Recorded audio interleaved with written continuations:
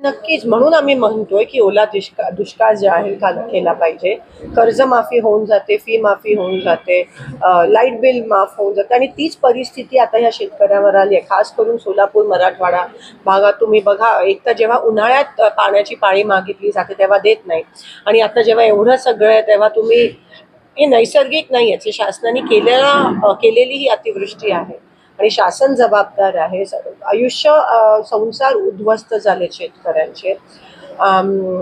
कमीत कमी एवढं तर अपेक्षित आहे की ओला दुष्काळ जाहीर करण्यास तुम्हाला काय अडचण आहे.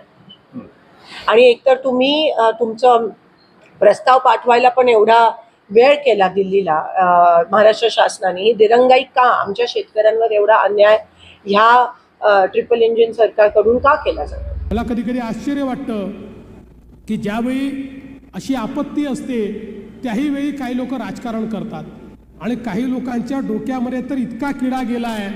सोलापूरमध्ये तर मला एक स्टेटमेंट पाहायला मिळालं, आता हसावं की रडावं मला समजत नाही, कारण इथल्या एका नेत्यांनी सांगितलं, म्हणाले सोलापूरमध्ये इतका जो पाऊस आला हा निसर्गामुळे नाही आला, हा राज्य सरकारने आणला, हा महापूर राज्य सरकारने आणला. काय हरकत नाही, त्यांना एक फूल द्या आणि गेट वेल सून सांगा.